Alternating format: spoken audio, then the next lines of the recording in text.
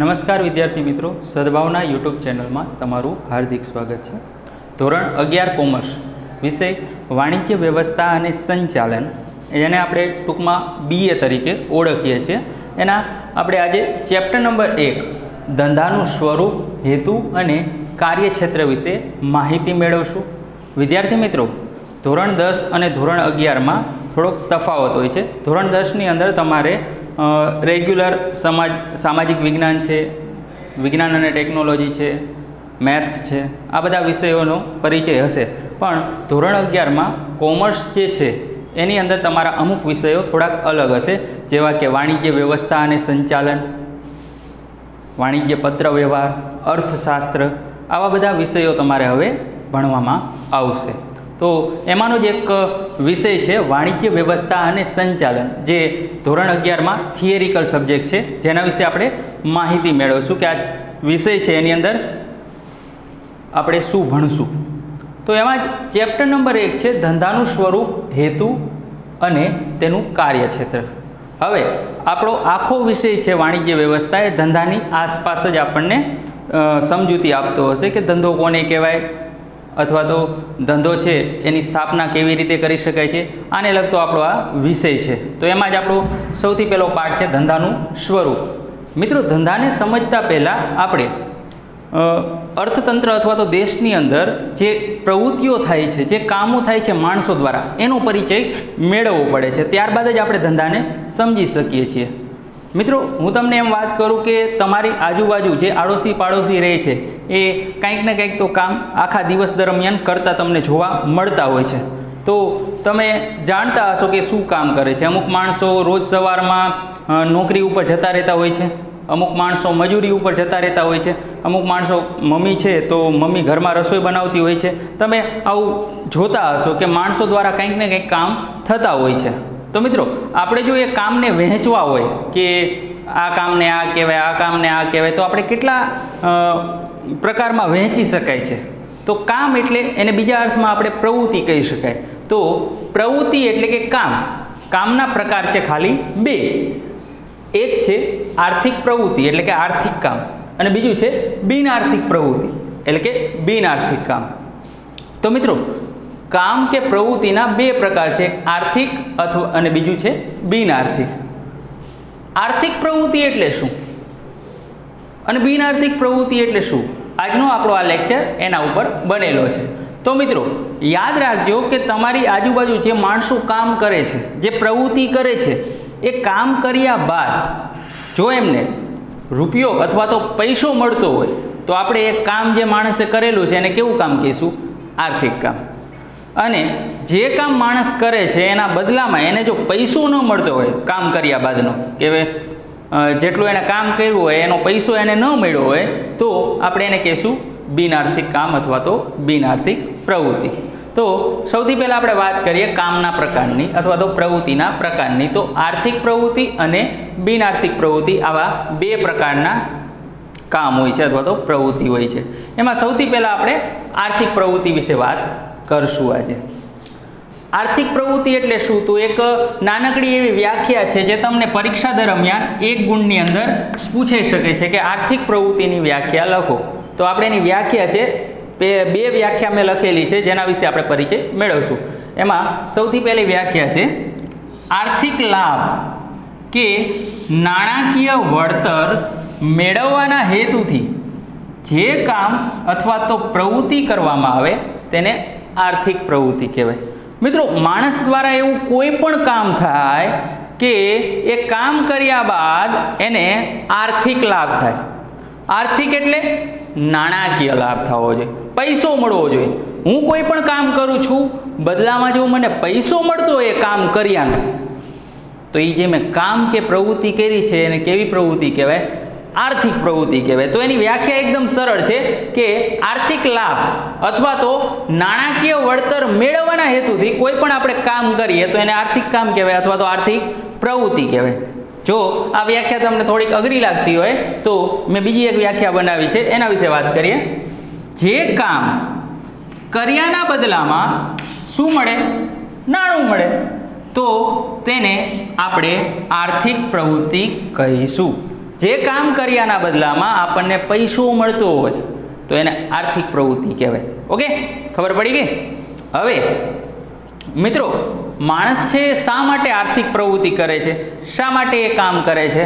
તો આપણે જાણીએ છીએ કે હું છું, તમે છો, આપણે આખા દિવસ દરમિયાન ઘણા બધા ખર્ચાઓ કરતા હોઈએ છીએ. કરીએ છીએ ને? હા, સવારે ઉઠીએ ત્યારથી લઈને સાંજે આપણે સૂતા નથી ત્યાં સુધી આપણે ઘણી બધી વસ્તુઓ ખરીદતા હોઈએ છીએ. શા માટે ખરીદીએ છીએ? કારણ કે એ વસ્તુ આપણા જીવન જરૂરિયાતની હોય છે. સવારે આપણે જેવા ઉઠીએ છીએ તરત જ આપણે બ્રશ કરતા હોઈએ છીએ, તો એ બ્રશ છે એ આપણે બજારમાંથી લાવતા હોઈએ છીએ. ઓકે, તો બજારમાં આપણે કોઈ પણ વસ્તુ ખરીદવા જઈએ છીએ, મફતમાં તો મળતી નથી. કોઈ પણ વસ્તુની એક ચોક્કસ કિંમત હોય જે આપણે ચૂકવવી પડે. હવે મિત્રો, આ કિંમત ચૂકવવા માટે આપણી પાસે પૈસો હોવો જરૂરી છે. ઓકે, તો એ પૈસો આપણી પાસે ક્યાંથી આવશે? જો આપણે કંઈ પણ કામ કરતા હોઈશું તો આવો પૈસો આપણે કમાઈ શકશું, તો જ આપણી પાસે આ પૈસો આવશે ને, રૂપિયો આવશે ને, જેનો ઉપયોગ કરીને આપણે આપણી જરૂરિયાતો સંતોષી શકતું. તો મિત્રો, માણસ પોતાની જરૂરિયાતો સંતોષવા માટે શું કમાય છે? નાણું કમાય છે. અને નાણું કમાવા માટે એને શું કરવું પડે છે? આર્થિક પ્રવૃત્તિ કરવી પડે છે. ઓકે, તો બીજી લીટી, બીજો પોઈન્ટ છે, આર્થિક પ્રવૃત્તિ દ્વારા માણસ પોતાની જરૂરિયાતો સંતોષે છે, જેથી તેને ફળદાયી પ્રવૃત્તિ કહે છે. ફળદાયી પ્રવૃત્તિ, મિત્રો, આર્થિક પ્રવૃત્તિનું બીજું નામ યાદ રાખજો, ફળ આપનારી પ્રવૃત્તિ. ઓકે, હું કોઈ પણ કામ કરીશ તો બદલામાં મને શું મળશે? એનું ફળ મળશે. ઓકે, હું તમને ભણાવું છું તો બદલામાં મને પગાર મળશે. ઓકે, તો મેં જે કામ કર્યું છે એનું મને ફળ મળે છે. તો જે મેં આર્થિક પ્રવૃત્તિ કરી છે એના બદલામાં મને રૂપિયો મળ્યો, એનો અર્થ કે મને મારું ફળ મળે છે. તો આર્થિક પ્રવૃત્તિ ફળદાયી પ્રવૃત્તિ તરીકે ઓળખવામાં આવે છે. ઓકે, ચાલો આગળના પોઈન્ટની આપણે વાત કરીએ આર્થિક પ્રવૃત્તિ વિશે. આર્થિક પ્રવૃત્તિ કરનાર બીજાની જરૂરિયાતો સંતોષીને પોતાના માટે આર્થિક લાભ મેળવે છે. આર્થિક પ્રવૃત્તિ જે માણસ કરે છે એ સૌથી પહેલાં બીજાની જરૂરિયાત સંતોષે છે અને બદલામાં શું મેળવે છે? આર્થિક લાભ મેળવે છે. ઓકે, આર્થિક લાભ એટલે નાણાકીય લાભ મેળવે છે. મિત્રો, હવે અમુક ઉદાહરણો મેં લખ્યા છે કે જે આર્થિક પ્રવૃત્તિના ઉદાહરણ છે, જે પરીક્ષામાં તમને પૂછાઈ શકે છે. એના વિશે આપણે વાત કરશું. સૌથી પહેલાં મિત્રો, ખેડૂત છે એ અનાજનું શું કરે છે? ઉત્પાદન કરે છે. આપણે ગામડામાં વાડી હોય છે, એ વાડીમાં આપણે ખેડૂતો દ્વારા આપણે ખબર ને કે ઘઉં, ચોખા, બાજરી આ બધું વાવણી થતી હોય છે. શા માટે એ લોકો વાવે છે? કારણ કે એ લોકો વાવ્યા બાદ એને વેચશે, અને વેચશે એટલે બદલામાં શું મળશે? નાણું મળશે ને. તો જે માણસને ઘઉંની જરૂરિયાત હશે એની પાસેથી ખરીદી લેશે ને બદલામાં એ ખેડૂતને શું મળશે? પૈસા મળશે. તો ખેડૂત સૌથી પહેલાં સામેવાળાની જરૂરિયાત સંતોષે છે અને બદલામાં શું મેળવે છે? આર્થિક લાભ એટલે કે નાણું મેળવે છે. તો ખેડૂત દ્વારા જે અનાજનું ઉત્પાદન થાય છે એ કેવી પ્રવૃત્તિ એના માટે ગણી શકાય? એના માટે જે કામ કર્યું છે એના બદલામાં એને પૈસો મળવાનો છે એટલે એને આર્થિક પ્રવૃત્તિ કહી શકાય છે. બીજું, વણકર છે એ કાપડનું ઉત્પાદન કરે છે. વણાટ કામ કરવું, આપણે જાણીએ છીએ ને, વણાટ કામ વણકર દ્વારા થતું હોય છે. તો એ શું કરે? પોતાના માટે કાપડ બનાવે છે? ના, એ દરેક માટે કાપડ બનાવે છે. કાપડ જેવું બનાવશે એવું જ વેચશે. ઓકે, વેચશે. જેને જરૂરિયાત હશે એ વણકર પાસેથી કાપડ ખરીદશે. કાપડ ખરીદ્યા બાદ વણકરને શું આપશે? પૈસો આપશે. ઓકે, તો આપણે એમ કહી શકાય કે વણકર દ્વારા જે કાપડ છે બનાવવામાં આવે છે, એનું ઉત્પાદન કરવામાં આવે છે, એના બદલામાં એને પણ નાણું મળે છે. તો એના દ્વારા જે પ્રવૃત્તિ થાય છે એ પણ આર્થિક પ્રવૃત્તિ છે. ત્યારબાદ આપણે સુથારની વાત કરીએ તો સુથાર છે એ ફર્નિચરનું ઉત્પાદન કરે છે. તો ફર્નિચરનું ઉત્પાદન કર્યા બાદ, ફર્નિચર બનાવવાનું કામ કર્યા બાદ એ ફર્નિચર એ લોકોને વેચશે, બીજા માણસોને વેચશે જેને ફર્નિચરની જરૂરિયાત હશે, અને જે માણસે ખરીદે છે એ સુથારને એની કિંમત ચૂકવશે. તો આપણે એમ કહી શકાય છે કે આર્થિક પ્રવૃત્તિ જે માણસ કરે છે, જે માણસ દ્વારા થાય છે, એ સૌથી પહેલાં બીજાની જરૂરિયાતો સંતોષે છે અને બદલામાં શું મેળવે છે? પૈસો મેળવે છે, રૂપિયો મેળવે છે અને નાણું મેળવે છે. ઓકે મિત્રો, તો ખાસ યાદ રાખજો, માણસ દ્વારા અમુક એવા કામ થાય છે કે જેના બદલામાં એને નાણું મળે છે, જેને આપણે આર્થિક પ્રવૃત્તિ કહી શકાય છે. હજી ઘણી બધી આર્થિક પ્રવૃત્તિઓ છે તમારી આસપાસ. માણસો દ્વારા અમુક કામો જોતા હશો તમે, જે માણસ કામ કરે છે અને બદલામાં નાણું મેળવે છે. તો તમે યાદ કરજો, અત્યારે જે હું તમને બોર્ડ ઉપર લખાવું છું એ તો તમે લખજો જ, પણ ઉદાહરણમાં જે મેં 3 લખાયા છે એની સિવાયના બીજા 3 ઉદાહરણ તમે તમારી નોટબુકમાં લખજો. ઓકે, કોઈ પણ ગોતી શકો છો કે ભાઈ આ કામ કરે છે તો એના બદલામાં એને રૂપિયો મળ્યો, પૈસો મળે છે. હા, તો એ આર્થિક કામ. ક્લિયર છે? હવે મિત્રો આપણે કામનો બીજો પ્રકાર, પ્રવૃત્તિના બીજા પ્રકાર વિશે વાત કરવાની છે, જેને આપણે કહીશું બિન આર્થિક પ્રવૃત્તિ. તો કોને કહેવાય બિન આર્થિક પ્રવૃત્તિ? તો કે આર્થિક પ્રવૃત્તિનું એકદમ વિરોધી, એટલે કે બિન આર્થિક પ્રવૃત્તિ. આર્થિક પ્રવૃત્તિમાં આપણે જોયું હતું કે કોઈ પણ માણસ જે કામ કરે એના બદલામાં એને કામનો પૈસો મળે. બિન આર્થિક પ્રવૃત્તિમાં પૈસો મળશે નહીં, છતાંય માણસ એ કામ કરશે. ઓકે, તમે કહેશો આ કેવું છે, કામ કરવાનું બદલામાં રૂપિયો ના મળે, તો એવું કોણ કામ કરતું હશે? ઘણા બધા લોકો છે જે પૈસાની લાલચ વગર, પૈસો કમાવાની લાલચ વગર પણ અમુક પ્રકારના કામ કરતા હોય છે. તો એ દરેક કામ, એ દરેક પ્રવૃત્તિને આપણે કેવી પ્રવૃત્તિ તરીકે ઓળખશું? બિન આર્થિક પ્રવૃત્તિ. તો એની પણ મેં વ્યાખ્યા લખી છે કે આર્થિક લાભ કે નાણાકીય વળતર મેળવવાના હેતુ વગર જે કામ કરવામાં આવે તેને બિન આર્થિક પ્રવૃત્તિ કહે છે.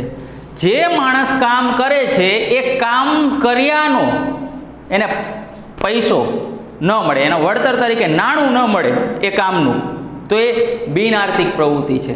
બીજી વ્યાખ્યા આપણે એવી કહી શકાય કે જે કામ કર્યા બાદ એ કામનું એને નાણું ન મળે તો એને બિન આર્થિક પ્રવૃત્તિ કહે છે. ઓકે, તો 1-2 ઉદાહરણ લઈએ કે બિન આર્થિક પ્રવૃત્તિ કોણ કરતું હશે. ઓકે, તો સૌથી પહેલું ઉદાહરણ છે સમાજ સેવક. સમાજ સેવક દ્વારા સમાજ સેવા થાય છે અને બિન આર્થિક પ્રવૃત્તિ કહેવાય. ઘણા બધા નેતા લોકો હોય છે કે જે લોકોની મદદ કરે છે. ઘણા બધા સમાજ સેવક હોય છે કે જે સમાજનું ભલું કરતા હોય છે, બદલામાં સમાજ પાસેથી રૂપિયો નથી લેતા. ઓકે, તો એ બિન આર્થિક પ્રવૃત્તિ કરે છે કે જે સમાજ સેવા તો કરે છે પણ સમાજ સેવાના બદલામાં એ પૈસો મેળવતા નથી હોતા. બીજું ઉદાહરણ જોઈએ, માતા છે એ પોતાના બાળકનો શું કરે છે? ઉછેર કરે છે. તો એ કઈ છોકરા પાસેથી પૈસા માંગે છે? માતા જે પોતાના બાળકને ઉછેર કરે છે, એને મોટો કરે છે, ઓકે છે, એને ખવડાવે છે, પીવડાવે છે, એનું ધ્યાન રાખે છે, આખો દિવસ એના જ કામમાં હોય છે. રોતો હોય તો આપણે એને હસાવે છે. તો માતા જે પોતાના બાળકનો ઉછેર કરે છે તો બાળક કાંઈ એને પૈસા નથી આપતો કે ચાલો આજે મારું ધ્યાન રાખો, હાલો 50 રૂપિયા, નહીં ને? તો એ માતા દ્વારા જે પ્રવૃત્તિ કે કામ થતું હોય એને આપણે કેવું કામ કહીશું? બિન આર્થિક. નિસ્વાર્થ ભાવે, ઓકે, લાલચ વગરનું કામ કે હું આ કામ કરીશ તો બદલામાં મને પૈસો મળશે, ના, એવું કાંઈ નહીં. તો આપણે એમ કહી શકાય કે બિન આર્થિક પ્રવૃત્તિ એટલે એવી પ્રવૃત્તિ કે જેના બદલામાં વળતર તરીકે રૂપિયો કે નાણું મળે નહીં. ઓકે, તો 2 ઉદાહરણ મેં લખ્યા છે. બાકીના એવા તમારી આસપાસ તમે માણસોને જોશો એટલે તમને ખબર પડશે કે ભાઈ આ જે કામ કરે છે એના બદલામાં એને પૈસો કે નાણું મળતું નથી, તો એને બિન આર્થિક કામ કહી શકો છો. તમે જોશો કે આ કામ કર્યા બાદ ભાઈને પૈસા મળી ગયા છે તો એને આર્થિક કામમાં તમે લઈ શકો છો. તો અહીંયા આપણે શબ્દો વચ્ચેના અર્થ સમજતા થઈ ગયા. તો હજી બીજા 2 ઉદાહરણ તમે તમારી જાતે બનાવી શકો છો. તો એ પણ તમારું હોમવર્ક છે. આગળ આપણે વાત કરીએ બિન આર્થિક પ્રવૃત્તિ શા માટે લોકો કરે છે, એની પાછળનું પ્રેરણાબળ શું હોય છે કે એમને એ કામ કરવા માટે મજબૂર કરે છે. ઓકે, તો આપણે એમ કહી શકાય કે બિન આર્થિક પ્રવૃત્તિઓનું પ્રેરક બળ દેશ સેવા હોય છે. ઓકે, કોઈ માણસ છે એને દેશ પ્રત્યે પ્રેમ હોય છે તો એ દેશનું ભલું કરવા માટે આવા બિન આર્થિક કામો કરતા હોય છે. દેશ સારો બને, દેશમાં માણસોનું ભલું થાય એ માટે કામ કરતા હોય છે. તો દેશ સેવા જવાબદાર છે. બીજું સમાજ સેવા. અમુક લોકો સમાજનું ભલું કરવા માંગતા હોય તો એ પણ મફતમાં પોતાનું સેવા આપતા હોય છે. તો દેશ સેવા, સમાજ સેવા અથવા તો લાગણી, માતાને બાળક પ્રત્યે લાગણી છે એટલા માટે એનું ધ્યાન રાખે છે. ઓકે, તો લાગણી છે, પ્રેમ છે, આ વગેરે તત્વો છે એ બિન આર્થિક પ્રવૃત્તિ કરવા માટે માણસને મજબૂર કરે છે. ઓકે, હા, આપણે ઘણી જગ્યાએ જોતા હશું દાન આપવું, મોટી હોનારત સર્જાય અથવા તો ધરતીકંપ આવે કે કાંઈ પણ બીજું કોઈ થાય જેથી કરીને લાખો માણસોને નુકસાન થાય, તો એવા સમયે ઘણા બધા દાનવીર હોય છે. કે જે લોકોને મદદ કરતા હોય છે આર્થિક રીતે અથવા તો નાણાકીય રીતે, બદલામાં એ ગરીબ પાસેથી કંઈ પૈસો નથી લેતા હોતા, બસ એકદમ મફતમાં એમને સેવા આપતા હોય, તો આપણે એમ કહી શકાય કે એ પણ બિન આર્થિક પ્રવૃત્તિ જ છે. તો આપણે એમ કહી શકાય કે બિન આર્થિક પ્રવૃત્તિ પાછળનું પ્રેરણા બળ છે દેશ સેવા, સમાજ સેવા, લાગણી, પ્રેમ અથવા તો માનવીના જીવનમાં આવતું પરિવર્તન. માણસ જો બદલાઈ જાય તો એને લોકોની મદદ કરવાની મજા આવે. ઓકે, તો એ પણ એક પરિબળ કહી શકાય છે. તો મિત્રો ખાસ યાદ રાખજો, બિન આર્થિક પ્રવૃત્તિની વ્યાખ્યા એક ગુણમાં પૂછાઈ શકે છે, એનું ઉદાહરણ પણ પૂછાઈ શકે છે, અને તમને એમ પણ પૂછાઈ શકે છે કે બિન આર્થિક પ્રવૃત્તિના પ્રેરક બળો લખો. આ પણ એક માર્ક્સનો પ્રશ્ન છે, તો તમે લખી શકો છો દેશ સેવા, સમાજ સેવા, લાગણી, પ્રેમ અથવા તો માણસના જીવનમાં આવતું પરિવર્તન. તો વિદ્યાર્થી મિત્રો, હવે આપણે આર્થિક પ્રવૃત્તિ અને બિન આર્થિક પ્રવૃત્તિનો અર્થ સમજ્યા બાદ હવે આપણે એના તફાવત વિશે વાત કરીએ. તો ટોટલ 3 મુદ્દા છે એના તફાવતના, જેના વિશે આપણે વાત કરશું. સૌથી પહેલો મુદ્દો છે હેતુનો.